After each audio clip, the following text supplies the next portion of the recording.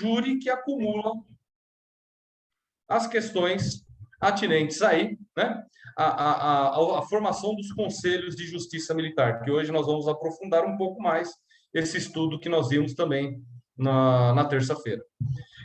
E se tiver mais de 20 mil integrantes, o Estado pode, não é obrigatório, mas ele pode ter justiça militar.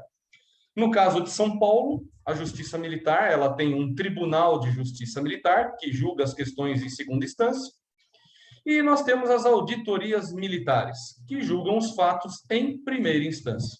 Já na Bahia, por exemplo, não temos Tribunal de Justiça Militar, apenas a Auditoria Militar, que efetivamente julga os casos em primeira instância, e em segunda instância o julgamento é pelo Tribunal de Justiça do Estado. Então veja a diferença que já existe aí de um Estado para outro. E interessante que na Justiça Militar da União, nós temos as auditorias militares, que formam os conselhos de justiça, e nós temos o Superior Tribunal Militar. Ou seja, este órgão, Superior Tribunal Militar, ele julga as questões em segunda e terceira instância. Olha que interessante, né? Então, não há formação de tribunais de justiça militar no âmbito da União. Então, nós vimos essas questões diferenciadoras. E outra também na questão do Ministério Público, em que nós vimos e apontamos que o Ministério Público Militar existe na União, é um cargo próprio, concursado, inclusive com matérias, né, de concurso próprias para esta atividade, e vimos que no âmbito do Estado não há essa especialidade no Ministério Público, né? Então, nós temos que um promotor de justiça do Ministério Público, na orla geral, é que atua efetivamente no âmbito da justiça militar. Então, esses foram os apontamentos que nós vimos na aula passada, e vimos também algumas questões já, né, principiológicas dentro do direito penal e do direito processual penal militar.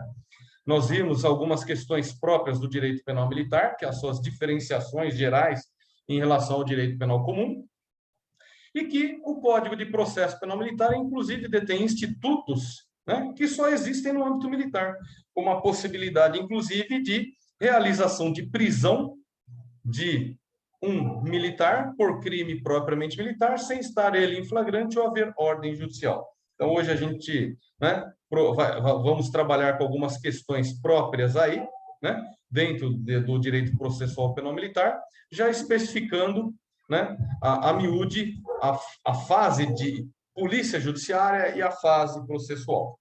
E o cerne do nosso estudo na terça-feira foram as considerações a respeito do crime militar. Isso vai ser importante hoje também, quando que nós vamos considerar um crime como militar ou não. Porque se considerarmos como um crime militar, a justiça militar é competente. Se nós definirmos que o crime não é militar, ele é comum, a justiça comum é competente. E existem muitos conflitos positivos e negativos de atribuição nessa matéria, principalmente na fase inquisitória, em que o advogado, né, ele atua muito, principalmente visando, né, a correta atuação do Poder Judiciário ou da Polícia Judiciária em face do caso que está sendo ali investigado.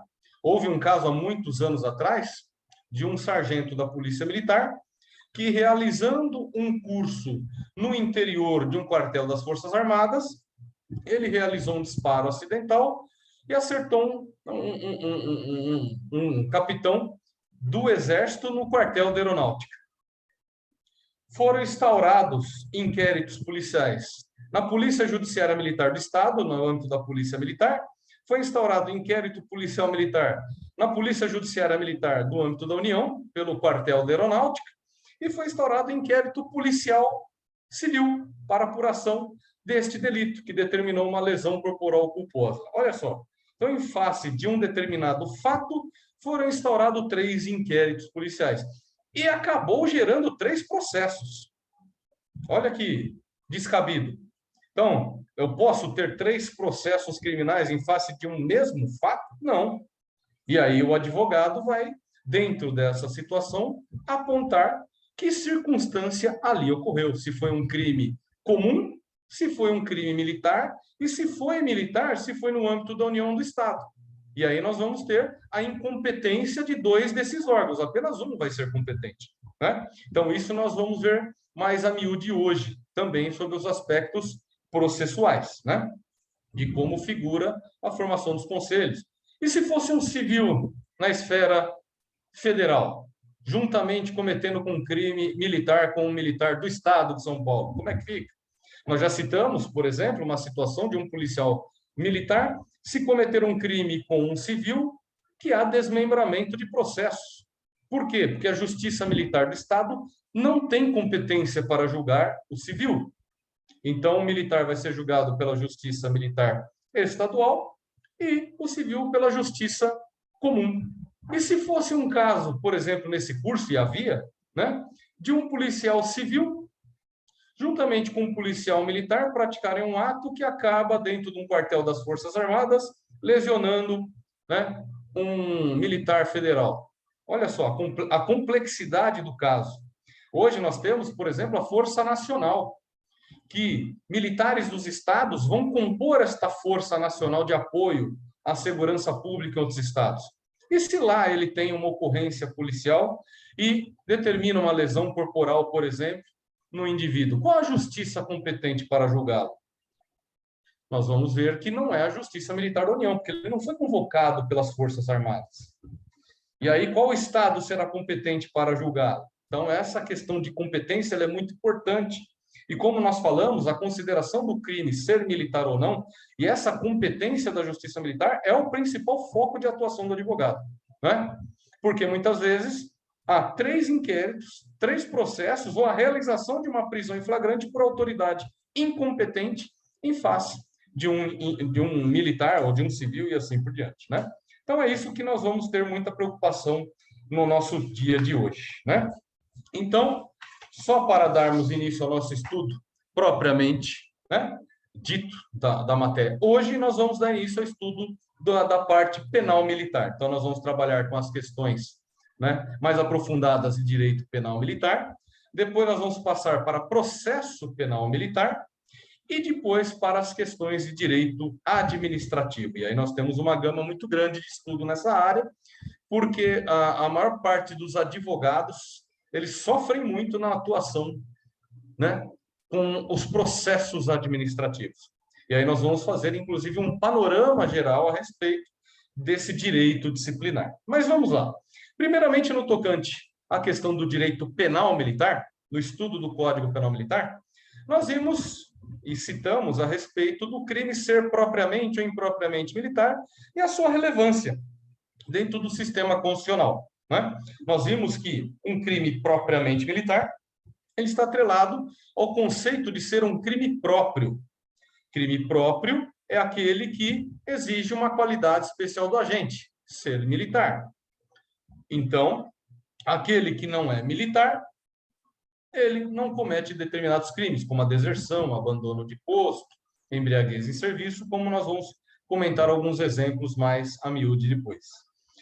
E vimos que, apesar de serem crimes próprios, pode haver coautoria ou participação de quem não seja militar, né? Então, um civil pode cometer um crime propriamente militar como coautor ou partícipe. Isso nós já apontamos aí na nossa terça-feira, quando falamos do motim que houve no Sindactal em Brasília, em que houve uma greve dos controladores de tráfego aéreo, em que metade eram militares, metade eram civis. E todos responderam por crime de motim no âmbito da União, né? Tranquilo. Então, vamos lá. Quando nós falamos desses crimes que são impropriamente militares, nós vimos que existem algumas considerações equivocadas por parte de alguns até doutrinadores, né? Quando vão trazer alguns artigos, alguns comentários a respeito do crime ser impropriamente militar. Alguns comentam que crime impropriamente militar é aquele que não tem qualquer previsão no Código Penal Militar. Isso, né, e estaria também previsto no Código Penal Comum e na legislação penal comum. Então, quando nós falamos aí em crime impropriamente militar, é aquele que efetivamente ele tem previsão em outra legislação e também tem a sua previsão no Código Penal Militar e em outra também. Por quê? Por causa da modificação do artigo 9º do Código Penal Militar. Porque hoje, ainda que o crime não tenha previsão no Código Penal Militar, ele pode ser crime militar nas considerações do inciso 2 do artigo 9º, conforme nós trabalhamos. Então, hoje, o que seria, por esses doutrinadores, um crime impropriamente militar? É aquele que não está previsto na legislação penal militar, ou ele tem previsão também, assim, no Código Penal Militar. Essa determinação, esse apontamento, ele é incorreto. Por quê? Porque o crime impropriamente militar é aquele que pode estar previsto somente no Código Penal Militar e não ter em nenhuma outra legislação. Só que ele não exige a condição de militar para a sua prática, como ingresso clandestino, conforme nós apontamos na terça-feira, que é o indivíduo que adentra em um local proibido ou de acesso restrito no âmbito, né, da unidade militar. Então, se ali está colocando uma placa ali, proibido acesso de pessoa não autorizada, e a pessoa adentra, é um crime militar de ingresso clandestino, artigo 302 do Código Penal Militar. Quem pode praticar este crime? Qualquer pessoa, inclusive o civil, no âmbito das Forças Armadas, conforme nós apontamos, né? Então, vejam que essa é uma situação de consideração diversa do que alguns livros trazem. Mas qual a importância disso? A importância está relacionada a medidas cautelares de prisões provisórias. Porque, conforme nós já apontamos na Constituição Federal, lá no artigo 5º, inciso 61 da Constituição Federal, eu posso ter a prisão por crime propriamente militar, independentemente da pessoa, do sujeito ativo, estar em situação flagrancial ou haver ordem judicial, por mandado expedido pelo encarregado de inquérito, né? Então, é uma possibilidade. Então, nós sabermos se o crime é propriamente ou impropriamente militar não é meramente conceitual. É uma situação em que a legislação processual abre a possibilidade de medidas cautelares excepcionais que não existem em face do crime impropriamente militar e só do propriamente militar, né? Então, isso mais em uma outra oportunidade, talvez até em outros trabalhos, a gente aprofunde no estudo dentro da parte especial do Código Penal Militar, do que seja, né, a verificação de um crime propriamente ou impropriamente militar dentro dos tipos penais. Isso nós podemos até ver para um futuro, não é objeto de hoje. Só o que nós não falamos, nós fizemos essas considerações, mas não mencionamos, o que é o militar. Já que é um crime propriamente militar ou impropriamente militar, sendo crime próprio militar aquele que o militar comete, quem é considerado militar para os efeitos penais? Né? Isso também é importante, porque se ele não entra na consideração de militar, ele não comete esse tipo penal próprio. E parece simples, mas nós temos aí categorias de militares. Por exemplo, o militar federal e o militar estadual, ambos são considerados militares para o efeito do Código Penal Militar, já que a legislação, a sua função precípua é a preservação das instituições militares federais. A partir do ano de 2005, essas considerações, né, elas ficaram mais acirradas em discussões, inclusive em eventos da Justiça Militar, com algumas alterações de ordem constitucional. Mas, principalmente, essas discussões vieram à voga por alguns casos específicos, envolvendo militares, tanto das Forças Armadas quanto das Forças Estaduais. E aí, a discussão foi em cima do artigo 42 e 142 da Constituição Federal. Todos são considerados militares, tanto os integrantes das Forças Armadas, quanto das polícias militares. Então, nós temos que a consideração de militar, num primeiro plano, tanto militares estaduais quanto militares federais, eles estão aí na condição de sujeito ativo de um crime propriamente militar, né? Então, primeira observação. A segunda observação é que, dentre estes militares, sejam federais ou estaduais, nós temos os militares da ativa e os inativos, aqueles da reserva e os reformados. Bem, militar da ativa é aquele que está em situação de serviço, ele está trabalhando na instituição militar, ele pertence a uma unidade militar. Os inativos, eles não pertencem às unidades militares.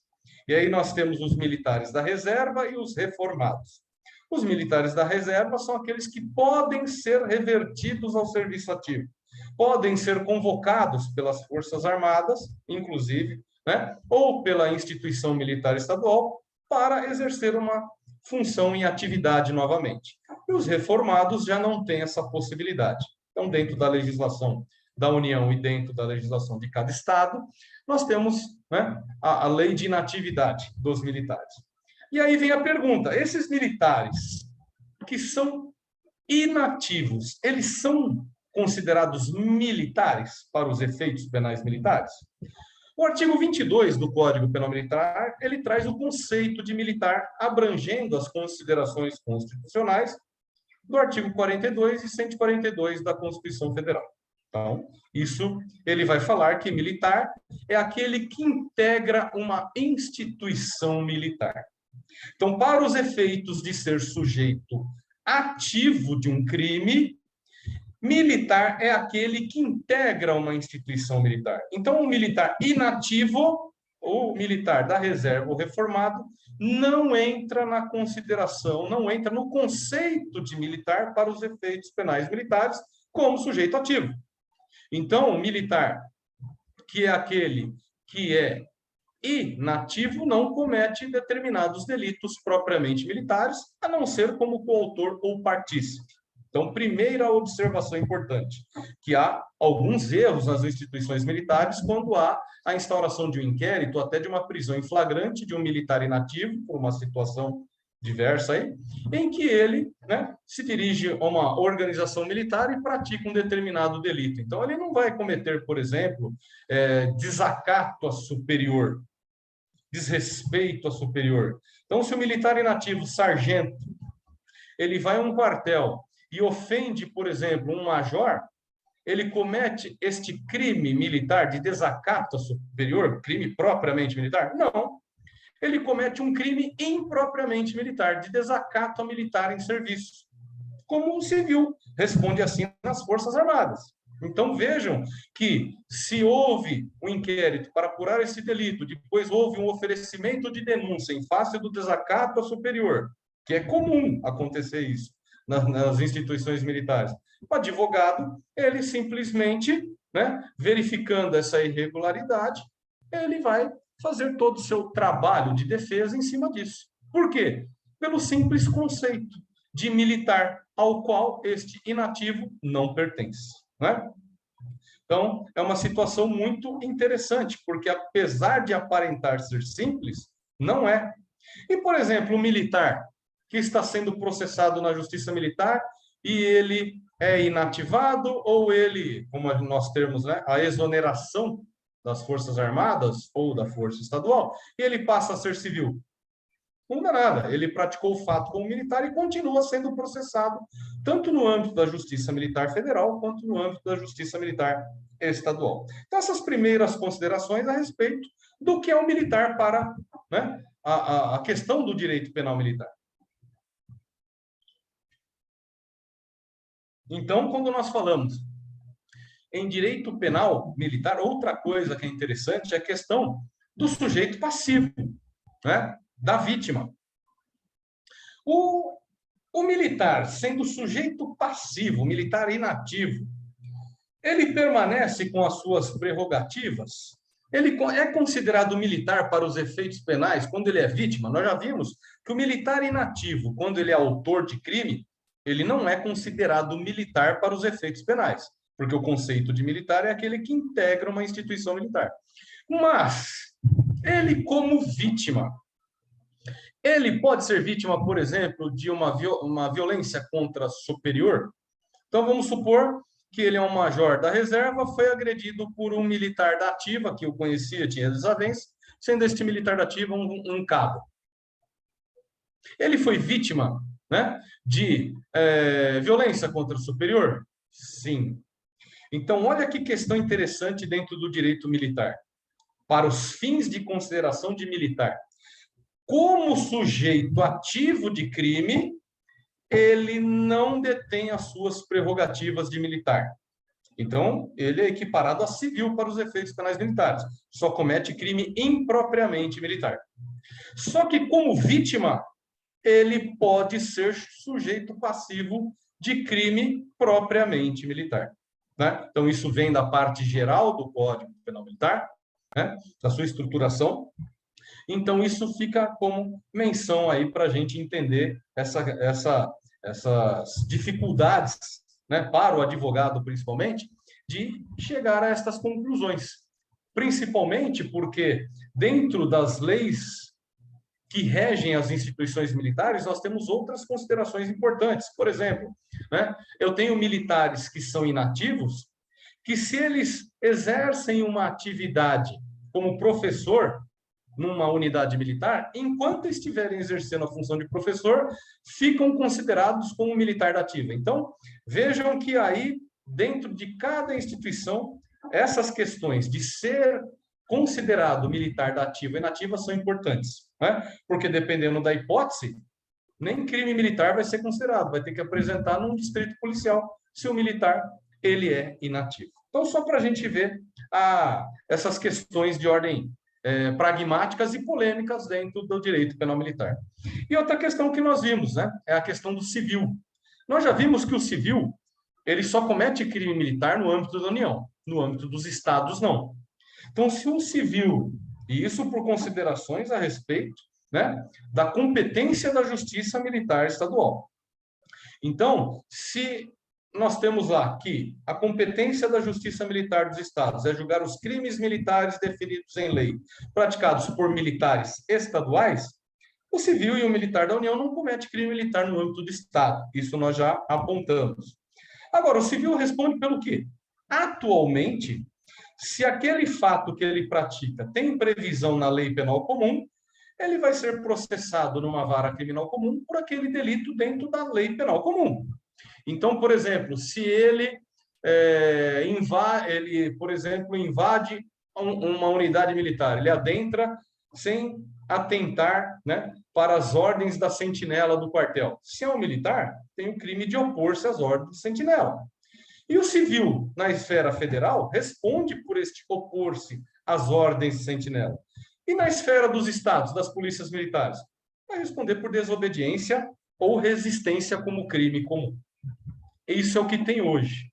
Só que existem já discussões, né, questões teóricas, que, na verdade, a Justiça Militar Estadual deveria processar. Então, a Justiça Comum Estadual deveria processar aquele civil pelo crime militar do Código Penal Militar, né? Então, existem já discussões, existem até monografias feitas a esse respeito, mas ainda existe, né, a dominância de que ele vai responder por crime comum na justiça comum e não por crime militar no âmbito da justiça comum. Mas questões interessantes aí que ainda não foram resolvidas totalmente no âmbito penal militar. Bem, uma coisa que é interessante de nós mencionarmos sobre a estrutura da parte geral do Código Penal Militar, que a gente citou, que existem, né, algumas diferenciações, até sobre o reflexo da lei penal comum, principalmente com relação à ação penal.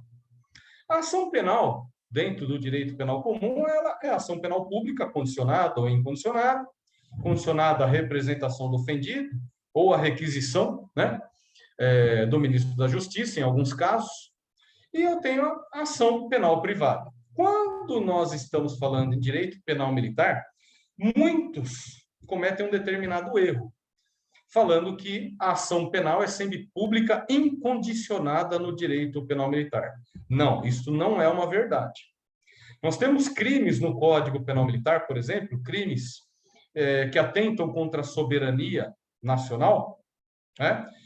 Que estes delitos, quando praticados por militar, seu processamento depende de requisição do ministro da Defesa. E se foi praticado por civil, por requisição do ministro da Justiça. Então, olha que interessante. Nós temos no Código Penal Militar crimes contra a soberania nacional. Por exemplo, hostilidade contra país estrangeiro. Lógico que aqui em São Paulo a gente não tem muita notícia, nem muito conhecimento a esse respeito.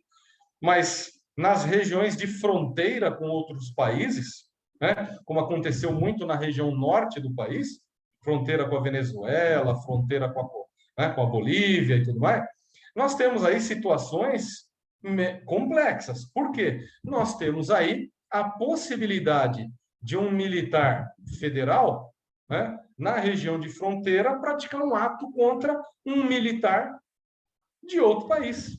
E isso ser considerado um crime que atenta contra a soberania nacional, porque é uma hostilidade contra o país estrangeiro. E aí? É um crime de ação penal pública condicionada. Só que ação penal pública condicionada à requisição do ministro da Defesa, se foi militar que cometeu, e de ministro da Justiça, se foi civil que cometeu. Então, nem sempre a ação é penal pública incondicionada. É a regra geral do Código Penal Militar. E, nas questões de inércia do Ministério Público, a ação penal pode ser privada, subsidiária da pública, conforme determina a própria Constituição Federal, né? Então, isso, nós, sob um aspecto da parte geral do Código Penal, também interessante. A outra, que quando nós falamos em excludentes de ilicitude, nós temos que o Código Penal Militar traz tais excludentes diferentes, né? Algumas idênticas, como estado de necessidade, legítima defesa, estrito cumprimento do dever legal e exercício regular de direito, mas traz algumas diferenciações. Por exemplo, eu tenho uma excludente de ilicitude, que ela é o uso de força pelo comandante de tropa para fazer o subordinado cumprir as suas obrigações em casos de calamidade pública, de guerra, né? Então, posso até ter uma interpretação extensiva nesse tocante, já que é uma norma permissiva. Então, vejam, eu tenho excludente de ilicitude, que é o comandante de usar força, seja num campo de batalha, numa operação militar, para que se faça cumprir a determinação pelo subordinado. Isso acontece algumas vezes, principalmente em operações militares, né? Eu me lembro, na tropa de choque, muito comum de ações de controle de distúrbios civis, em que o militar recebia a determinação para parar o uso da força e ele não parava o uso da força. E o comandante ia lá e puxava ele, usava força para que, efetivamente, né, ele parasse a continuidade das ações. E acabava até resultando lesão nesse militar subordinado. E como resultou lesão, instaurava-se inquérito, e aí o comandante que usou desta força tinha uma excludente de licitude, mas não aquela comum que nós conhecemos, e sim aquela de uso de força pelo comandante. E isso, pelo advogado de defesa, tem que ser explorado, né? Tanto na fase inquisitorial quanto na fase processual. É uma excludente específica que o advogado tem que conhecer e aplicar aquele caso concreto, que não existe na legislação penal. Outra questão interessante, só para a gente esmiuçar na parte geral do Código Penal, é quanto ao estado de necessidade, né? Como é que funciona o estado de necessidade, só, né, de passando o Código Penal? É o sacrifício de um direito alheio para proteger direito próprio de terceiro numa circunstância atual que o agente não deu causa, resumindo. Ou seja, se um cachorro foge de uma casa, vamos exemplificar, e eu mato o cachorro para não ser mordido, atacado por ele, eu agi em estado de necessidade. Eu sacrifiquei o direito de propriedade de alguém para preservar meu direito à vida. Ótimo. E isso, numa consideração não legal, mas doutrinária e jurisprudencial, esse direito que foi atingido, ele é menos importante que o direito preservado. Ou seja, eu preservei a minha vida e atingi a propriedade. Essa vida é interpretada como mais importante que a propriedade neste caso. Então, eu tenho que o estado de necessidade, ele é aceito. O inverso, no direito penal comum, já não é aceito. Então, não é aceita a excludente, a pessoa responde pelo delito, a título de excesso, seja doloso ou culposo. Agora, no direito penal militar já é diferente. O direito penal militar, o estado de necessidade, eu tenho como excludente de ilicitude e excludente de culpabilidade. Se eu afetei um direito menos importante do que o preservado, estado de necessidade como justificante, como excludente de ilicitude. Se o direito que foi atingido é mais importante que o direito preservado, ele entra como exculpante, excludente de culpabilidade, que não existe no direito penal comum. E muitos advogados deixam de apontar essas questões no momento do processo penal militar, mas está lá no próprio Código Penal Militar em sua parte geral, né? Olha que interessante. Outras questões, como nós já mencionamos, como excludente de culpabilidade, a coação moral irresistível. No direito penal comum, a coação moral irresistível, né? Ela entra como uma dirimente penal e exclui a culpabilidade. Então, por exemplo, uma pessoa que teve seu filho sequestrado, é gerente de um banco e ele abre o banco para as pessoas fazerem o roubo, ele não vai responder pelo roubo em concurso de agentes, somente aqueles que fizeram a coação moral irresistível. Isso é no âmbito do direito penal, que nem prevê a coação física. A moral já é suficiente. No direito penal militar, nós já apontamos, e vamos novamente mencionar, que a coação ela pode ser física ou moral. Sendo física, sempre excluirá, né, a situação de irregularidade no âmbito penal, vai excluir a culpabilidade. Agora, a coação moral, em regra, ela também exclui a culpabilidade, exceto nos crimes contra o dever militar. Então, conforme nós já apontamos, o principal vetor do direito penal militar é a preservação das instituições militares. E, secundariamente, os direitos e garantias individuais, por questão de soberania nacional. Isso está na exposição de motivos do Código Penal. Então, nesses casos, se um militar tem seu filho sequestrado para que lesione ou mate uma pessoa, excludente de culpabilidade, dirimente penal aceita como coação moral irresistível. Só que se ele teve o seu filho sequestrado para criar um motim e revolta numa unidade militar, isso apenas é um fator de redução de pena, mas não exclui a culpabilidade. Então, só para se ter, né, noção dessa diferença que existe aí no âmbito do direito penal, né, que a gente apontou. E, como eu já mencionei também, quando nós vamos falar sobre crime militar, o crime militar ele tem, para o advogado que atua nessa área, uma preocupação em tipificar duas vezes, uma principal e uma secundária. O que é a tipificação principal que ele deve se preocupar na hora de analisar um caso concreto? Se aqueles fatos se enquadram no tipo penal ali prescrito, né?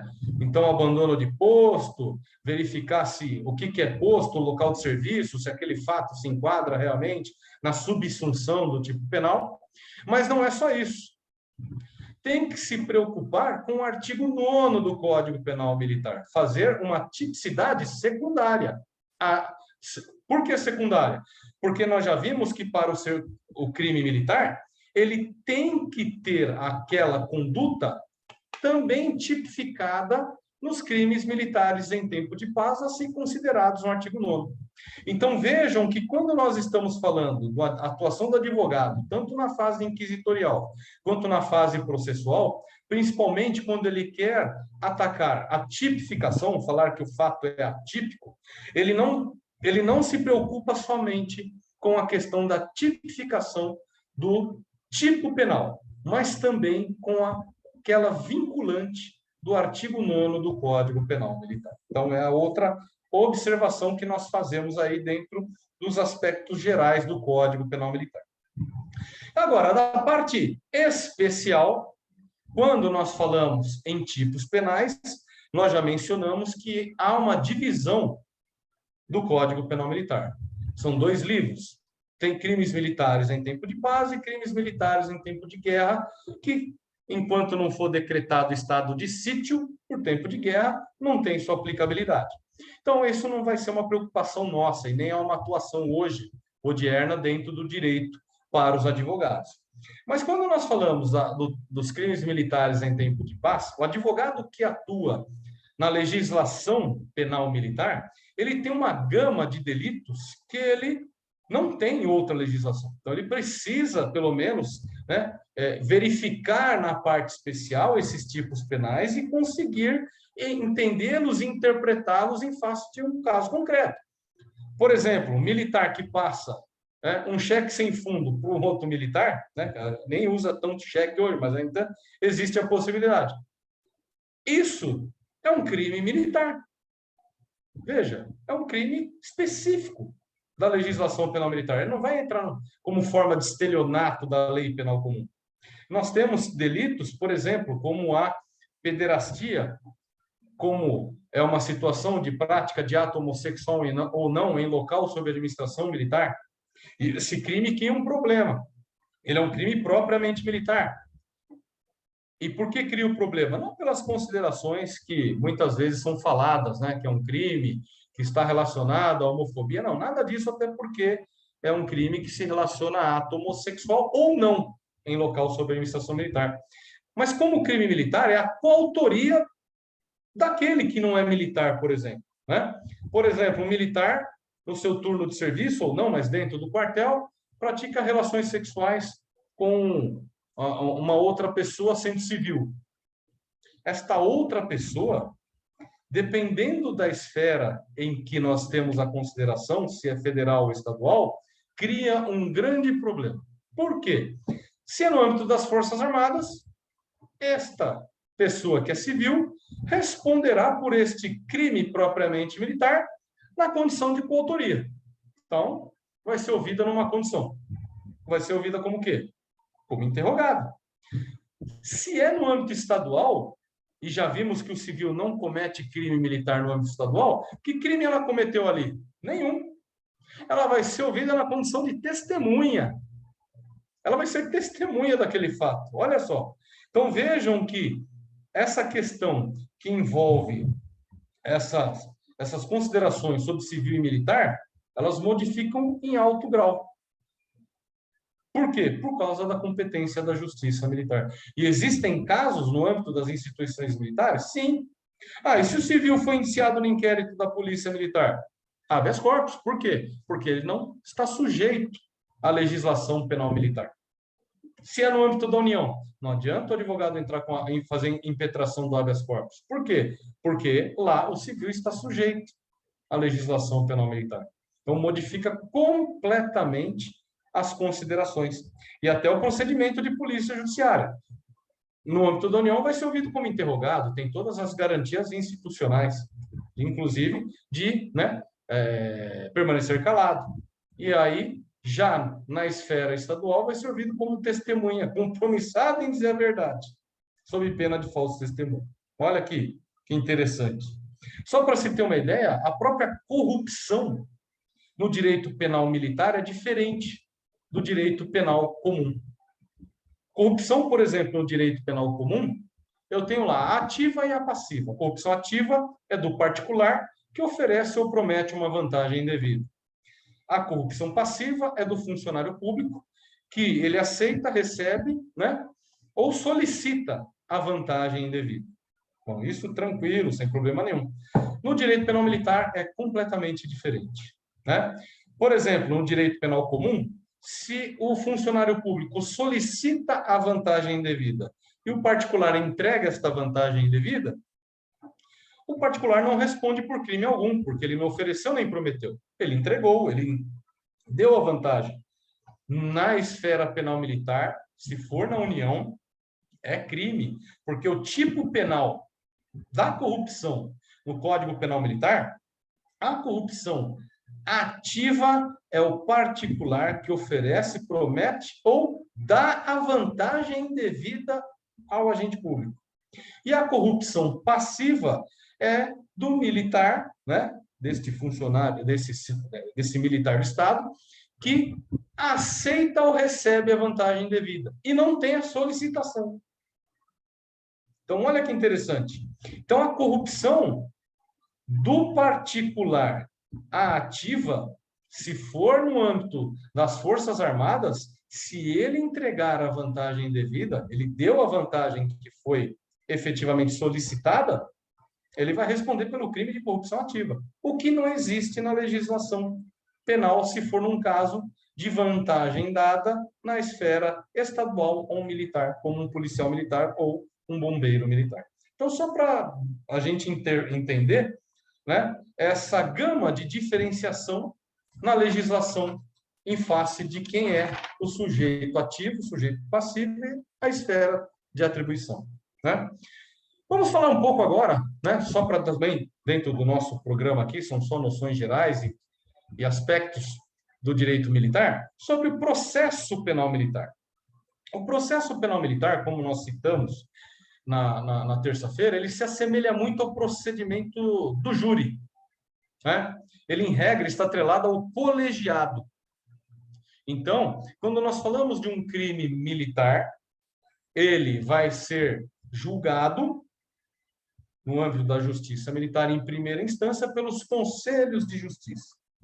Conselho formado por um juiz togado, um juiz concursado, e 4 juízes militares, que são assim chamados de leigos, mas são juízes militares, que podem ser de diferentes quadros dentro da instituição. Por exemplo, na Polícia Militar de São Paulo, os juízes que fazem o julgamento podem ser são oficiais e podem ser oficiais do quadro de médico. Nem do quadro de militares operacionais são, né? Do quadro de combatentes, que assim chamamos. Pode ser um médico, um veterinário. Então, ele não tem conhecimento, inclusive da área jurídica, ainda que superficialmente, né? Mas ele participa dos julgamentos orientado pelo juiz togado, pelo juiz de direito. E nós temos aí que esses conselhos de justiça, nós temos, então, a sua formação por 4 oficiais, né? E assim também nas Forças Armadas, e um juiz togado. O que acontece? No âmbito estadual, se o crime é praticado contra civil, não há formação de conselho. O militar que praticou um crime contra o civil é julgado pelo juiz singularmente. Então, o advogado, quando ele vai atuar num processo, ele tem que saber se vai atuar perante um conselho ou perante o juiz togado. A atuação ela é diferente, ela tem diferenças. Se você atua sob juízes leigos, a atuação como advogado ela vai transpassar aspectos meramente técnicos. Se eu vou atuar perante o juiz singular, a técnica aí vai ser essencial e você não transpassa. Como é assim na formação de um plenário de júri, né? Quando a gente fala em conselhos de justiça, só uma outra diferenciação, nós temos os conselhos permanentes de justiça e os conselhos especiais de justiça. O conselho permanente é aquele que ele está ali sempre realizado na auditoria, já existe, convocado trimestralmente, e os conselhos especiais são para determinados casos, sendo que o conselho permanente é para julgamento de fatos cometidos por praças, e esses especiais eventualidades para julgamento de oficiais e praças que cometeram crimes em concurso de agentes, né? Então, só para se ter noção, para aqueles advogados que não estão acostumados a atuar na área militar, o cometimento de crimes militares por os oficiais ele é mais restrito em número, né? Até pelo número de oficiais que existem. Então, é um conselho que ele é eventualmente montado de acordo com aquele caso.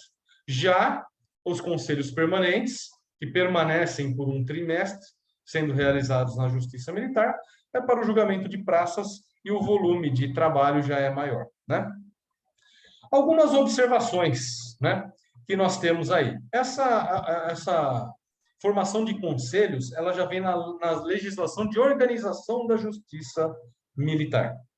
Então, a Lei de Organização da Justiça Militar, ela, se for no âmbito da União, né, é a Lei 8457 de 92, é uma lei federal que trata, inclusive prevendo a existência do Superior Tribunal Militar e as suas competências. E no âmbito do Estado de São Paulo é a Lei 5.048 de 58.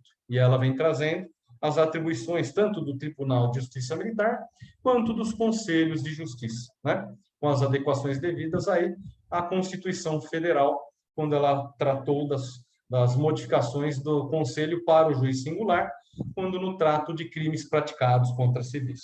Então, só para se ter uma noção de que, quando o advogado ele vai atuar efetivamente de acordo com o fato, ele vai ter que ter algumas preocupações. Quais as preocupações que o advogado vai ter que ter? Primeiro, este que vai ser julgado na Justiça Militar é oficial ou praça? Porque, se for oficial, é um conselho específico que vai permanecer com este processo por todo o período de tempo. Os conselhos permanentes são trocados trimestralmente. E o processo se alonga por mais de um trimestre. Então, ele tem que saber que o processo vai ter juízes diferentes ao longo do tempo, juízes militares. Outra questão, né, que ele tem que saber, principalmente no âmbito estadual, a vítima é civil ou não, a vítima ou é militar? Por quê? Porque eu tenho a formação de colegiado ou não em face daquele que é o acusado. Então, nós temos aí que o advogado que atua, ele tem que se preocupar com isso, porque aí a questão de tese de defesa ou até a estratégia do processo, ela tem certas modificações, né? De convencimento de colegiado, de convencimento de juiz singular. É completamente diferente, né? Então, veja a modificação daquele fato para o advogado, né? Outra questão que nós vamos trabalhar um pouco dentro do processo penal militar é com a questão da polícia judiciária militar. Essa é uma questão muito importante, porque a atividade de polícia judiciária no âmbito comum, nós temos órgãos com especialidades, órgãos próprios para isso. Então, por exemplo, eu tenho a Polícia Civil, a Polícia Federal, que são órgãos destinados a apurações de infrações penais. Essa é a atividade principal dessas entidades, dessas instituições. Quando nós falamos no âmbito militar, isso é uma atividade secundária, porque só vai ter uma apuração de crime militar quando o crime militar acontecer. E as autoridades que estão anunciadas ali, como em regra, os comandantes da unidade responsável pelo território da prática do crime, porque cada instituição militar ela é responsável por um território, seja na União, seja no Estado. E aí essas autoridades, elas não têm esta atribuição investigativa como principal. Então, as entidades, né, as instituições militares já têm seu corpo jurídico já formado e com alguns assessores, né, para a atividade. Só que eles ainda têm algumas dificuldades, principalmente em crimes que fogem, né, aquela regularidade das instituições militares. Então, por exemplo, se nós temos aí uma embriaguez em serviço, um abandono de posto, uma deserção, que tem um procedimento especial, as instituições militares não têm grandes dificuldades na apuração desse delito. Agora, né, e isso a gente vê tanto em matéria jornalística, né, seja ela televisada ou não televisada. Nós temos aí delitos que são praticados por militares durante a execução do serviço, tanto federais quanto estaduais, que já fogem a essa normalidade da instituição. Então, quando nós temos envolvimento com organização criminosa, já existem mais dificuldades, porque essa já não é uma situação tão, né, vamos dizer, tão comum na instituição militar. Os institutos de perícia, né, de criminalística, estão mais ligados aos órgãos próprios de investigação criminal, Polícia Federal, Polícia Civil. Já não está tão ligado à instituição militar, que muitas vezes, numa requisição de perícia um tanto diferente, já existe alguns conflitos. Faltam dados, falta a especialidade, o conhecimento daquela técnica, né? Então, só para esmiuçar, que uma atuação do advogado na fase de polícia judiciária militar, muitas vezes, por essa questão de não ser uma atividade principal, ele tem uma atuação mais dificultosa. Por quê? Por causa do desconhecimento que existe de algumas legislações por parte da própria autoridade que investiga e que essa legislação é essencial de utilização para o advogado. E aí existem vários conflitos. Conflitos nós estamos falando não é de competência, não. É conflito de atuação dentro da fase inquisitorial. Então, isso daí também pode acontecer na atuação do advogado, né? Aqueles que atuam efetivamente na área, que eu vejo que alguns aqui atuam, nós temos até membro da Comissão do Interior de Direito Militar, eu fico muito honrado que estejam aí assistindo, né? Há alguns entraves na instituição militar. Hoje, nas instituições militares estaduais, nem tanto, mas nas militares da União, nós temos grandes entraves. Não só na questão criminal, como na questão processual disciplinar, né? Mas isso a gente deixa para discutir daqui a pouco, quando eu vou falar sobre a matéria disciplinar. Outra coisa que é interessante, que quando a gente fala em procedimento de polícia judiciária militar, O advogado tem que saber que a regra geral é a formação do inquérito policial militar por essas autoridades, como é também o inquérito policial comum, só que nós temos procedimentos diferentes da Polícia Judiciária Comum. Quando nós temos, por exemplo, na delegacia de polícia, seja civil ou federal, ainda que seja feito um flagrante, este flagrante é realizado e origina um inquérito policial. Já quando nós estamos trabalhando na situação de âmbito militar, algumas vezes o flagrante ele é suficiente e nem se instaura inquérito. E o advogado, às vezes, fica esperando a instauração do inquérito para atuar em face do flagrante, que já é o procedimento de polícia judiciária militar em si. E já é encaminhado para a justiça militar e já inicia o procedimento. Então, para aqueles que ainda não atuam no âmbito militar, saibam que o funcionamento da polícia judiciária militar ele tem grandes diferenças. Então, não fiquem aguardando no âmbito militar que um flagrante vai originar um inquérito, não. Ele já é feito, é encaminhado para a Justiça Militar e dali já se inicia o processo quase. Então, o advogado que fica aguardando o inquérito ser realizado já perdeu tempo. A hora que vê, o seu cliente já está sendo citado. E aí perdeu alguns tempos, né?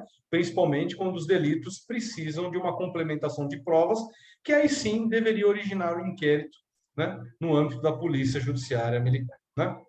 Então, esse é o que dispõe até o artigo 27 do próprio Código de Processo Penal Militar. Mas vamos lá. Outras questões que nós vimos e já apontamos na terça-feira é que determinados crimes, o procedimento de polícia judiciária militar é específico. Não há inquérito. Por exemplo, se é o crime de deserção, em que o militar ele não comparece mais para trabalhar por mais de 8 dias, aí como regra, no quartel, eu tenho um termo de deserção. É um procedimento que o advogado tem que estar muito preocupado com a sua verificação, porque uma nulidade nesse procedimento, muitas vezes, gera uma nulidade no processo. E aí arquiva o processo pela simples nulidade, né? O termo de insubmissão, que é um crime militar do civil que foi convocado para servir as Forças Armadas e não comparece para o ato de incorporação, é feito o termo de insubmissão.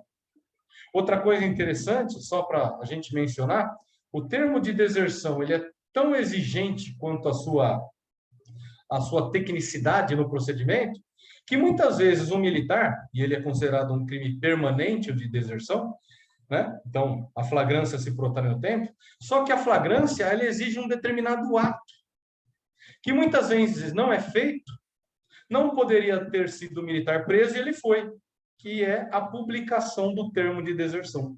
Então, o termo de deserção, ele tem que ser realizado e o militar deve ter a publicação deste ato para ser preso, que pode demorar alguns dias.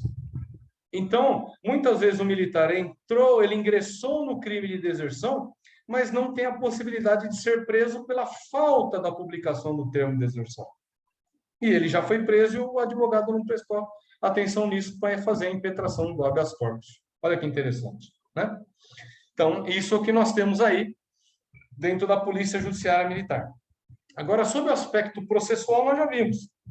O Código ele tem uma simplicidade quanto ao processo. Nós temos o processo ordinário, é assim chamado no Código de Processo Penal Militar, que é o comum para os crimes em geral, e os procedimentos especiais, como é o caso da deserção e da insubmissão. Então, esses são os principais diferenciadores dentro do processo penal, que hoje não é o nosso objeto de estudo, o rito do processo, né, penal militar.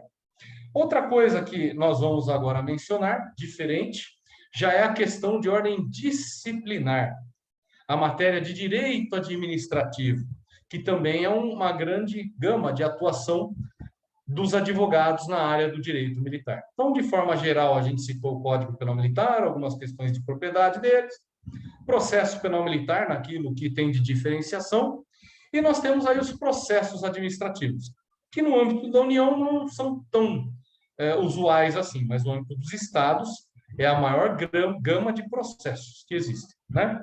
Então, quando a gente fala em direito administrativo militar, e assim chamado, nós já vimos que O direito administrativo, no âmbito militar, ele pode ter algumas vertentes, direitos e vantagens, que é uma gama de muita atuação do advogado, né? Eu vejo aqui que tem uma advogada especializada nessa área, que é a Maria Bernardes, ela atua muito nessa área de direitos e vantagens e previdenciária militar. E eu tenho a parte disciplinar, que já é o mais dentro da instituição, né? Então, a questão de direito civil, que vai ter de direitos e vantagens, não é nossa preocupação hoje, mas principalmente as discussões sobre o direito disciplinar, que é a parte dos processos administrativos, né? Que no âmbito disciplinar, neste âmbito, é o que gera maiores controvérsias de atuação, inclusive, da advocacia, né? Porque não é na vara da Fazenda Pública, por exemplo, que é em juízo. Isso é dentro das unidades militares, com os comandantes de unidade militar e oficiais subordinados. Então, quando nós estamos falando desse processo administrativo disciplinar, ele é feito no âmbito das unidades. Já direitos e vantagens percorre aí normal dentro das questões da vara da Fazenda Pública, né? Mas vamos lá. Quando a gente fala em direito disciplinar, primeiramente, toda instituição, né, como a própria Ordem dos Advogados, ela tem um estatuto ético, ela tem uma codificação ética, e assim também são os militares. E essa codificação ética, diferente para os militares, principalmente se relaciona com a possibilidade das sanções privativas de liberdade. Então, da mesma forma que o funcionário público em geral, o militar também tem, né, a possibilidade de ser processado disciplinarmente e receber sanções administrativas. Só que na situação dos militares, existe o viés da privação de liberdade, que ainda está suspenso, né? Maior parte aí no âmbito dos estados, porque nós temos uma lei federal que vedou, né? Ela praticamente veda a aplicabilidade das sanções disciplinares privativas de liberdade no âmbito dos estados.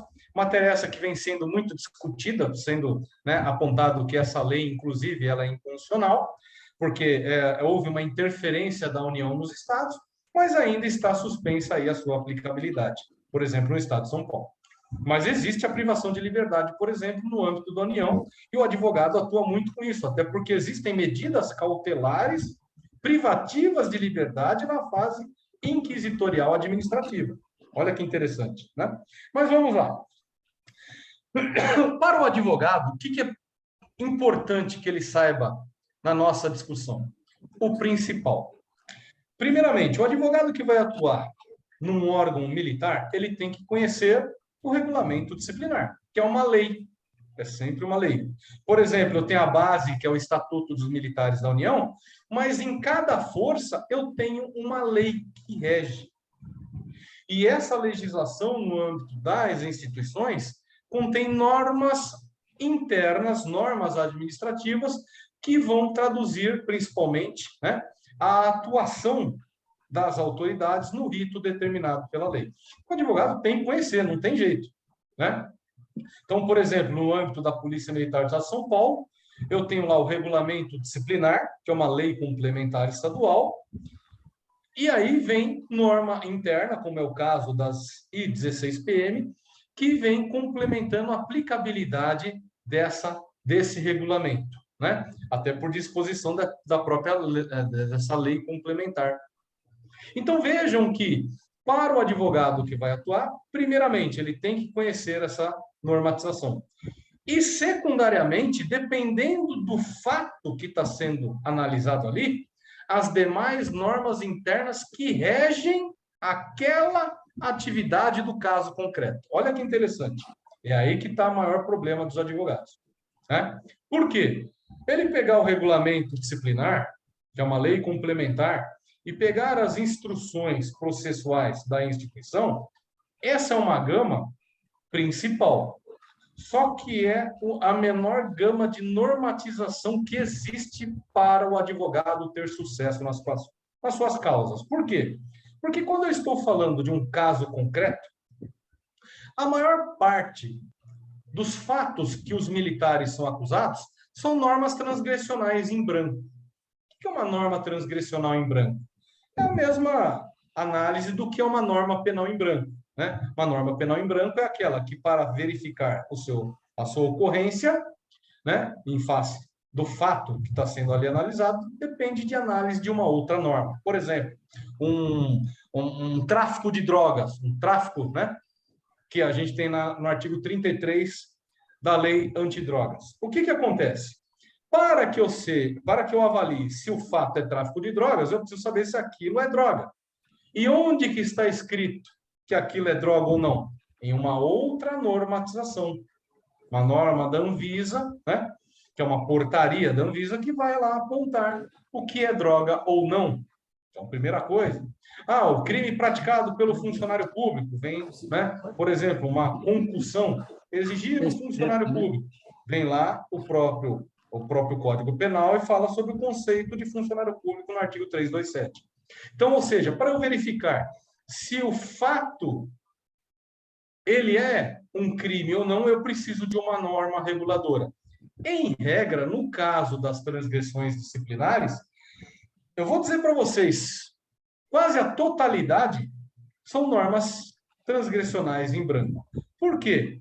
O militar foi acusado num processo administrativo de ter trabalhado mal na execução da sua atividade. Bem, se ele trabalhou mal, eu tenho que ver aonde está escrito que ele praticou algo errado no exercício da sua atividade. E isso, em regra, está numa norma da administração pública. Então, só para a gente citar um exemplo aqui, numa atuação do advogado, no âmbito da Polícia Militar do Estado de São Paulo. Se ele trabalhou mal porque ele deixou de fazer verificações quando de aquisições de patrimônio mobiliário na unidade, eu tenho aí 23 PM, que é uma norma que rege como deve ser adquirido bens móveis e como deve ser, né, angariado isso na instituição, toda a sua regularidade. O advogado vai precisar conhecer essa norma para atuar nesse processo? Vai. Então, por exemplo, se estamos lidando com licitação, o processo envolve licitação pública, se a licitação está atrelada à aquisição de veículos, eu tenho uma instrução da Polícia Militar que rege, aí 15 PM. Se é bem imóvel, I23 PM. E aí o advogado vai ter que conhecer essa norma justamente para verificar se houve regularidade ou não. Então, não basta apenas conhecer o regulamento disciplinar, as instruções processuais e a lei de licitações. Não, vai ter que buscar também o conhecimento dessa norma interna que trata. Porque, às vezes, não era ele o responsável. Ele está sendo acusado por ser responsável por algo que a norma diz que ele não é. Seria outra pessoa. Olha que interessante. Aí o advogado já mata aquela questão no próprio CERN. Né? Negativa de autoria. Não é ele o responsável, não é ele que deve responder por isso. Né? Nós temos crimes militares que exigem, né? Por exemplo, descumprimento de missão. Existe um crime que hoje a polícia militar usa muito. O militar foi lá, estava de serviço, devia ter feito uma coisa e não fez. Crime militar de descumprimento de missão. Agora, aonde que eu vou encontrar, tanto na esfera penal quanto processual administrativa, aquela regulação de que ele não cumpriu uma missão? São normas internas da instituição. Então, por exemplo, normas de operações, normas operacionais, né? Então, nós temos procedimentos operacionais padronizados na instituição. E lá é que está descrito se ele deve ter feito algo ou não. Os manuais, por exemplo, uma ação de tropa de choque, tem um manual de controle de distúrbios civis, de atuação. E eu vou ver se ele cumpriu ou descumpriu a missão nesse manual, e não pelo simples fato, né, de o comandante ou o superior ter falado que ele fez algo errado. Então, é isso que nós temos aí de vertente na atuação dos advogados no âmbito disciplinar. Esse é o principal foco, né? Então, com isso, o nosso objetivo de hoje era dar esse aspecto geral sobre o aspecto penal, processual penal, e administrativo, né? Para que numa próxima oportunidade nós já tenhamos a vertente de cursos específicos nessa área. E da mesma forma que nós fizemos na vez passada, eu abro esse tempo que nós temos aí de 10 minutos para questionamentos, tanto a respeito da aula passada, quanto desta de hoje, para a gente solucionar, né, e apresentar até mais algumas discussões relevantes aí. Então, por favor, doutor Ivonei, eu vou abrir esse período de 10 minutos para as perguntas e discussões aí daqueles que estão presentes nesse trabalho. Perfeitamente, doutor Alexandre.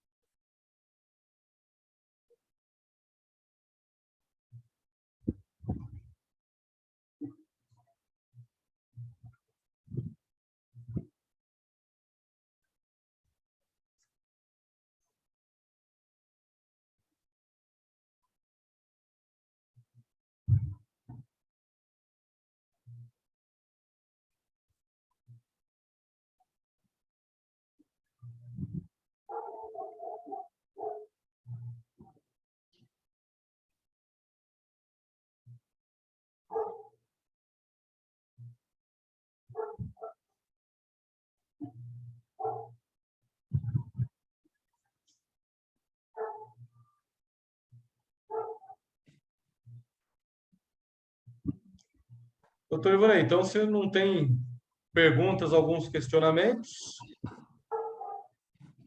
a gente Eu dá estou por vendo que encerrado, está então, o trabalho. Tá bom. Então, doutor Alexandre, eu gostaria que Vossa Excelência, que o nosso tempo também é muito limitado, passasse para as considerações finais. Então, eu queria agradecer, né, a oportunidade de transmitir aquilo que pouco sei para aqueles que participaram desse curso, né? E o nosso objetivo foi efetivamente, né, melhorar a vida, né, daqueles que atuam na área militar, que não é fácil, é uma atuação meio complicada para aqueles que atuam principalmente no âmbito das unidades militares.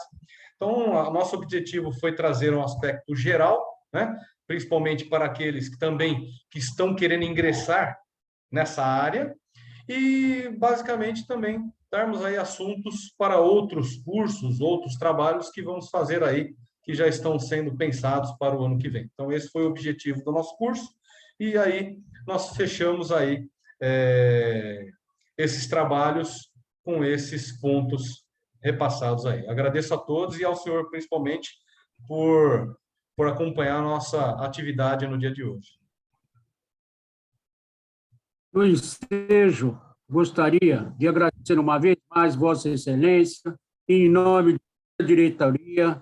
Eu tenho a plena certeza que todos os participantes da Advocacia Santanense, e por não falar também da Advocacia Bandeirantes, que na noite de hoje ganharam conhecimento e aprendizado. Gostaria, uma vez mais, de agradecer Vossa Excelência e dou por encerrado o evento, doutor Alexandre. Muito obrigado e até a próxima.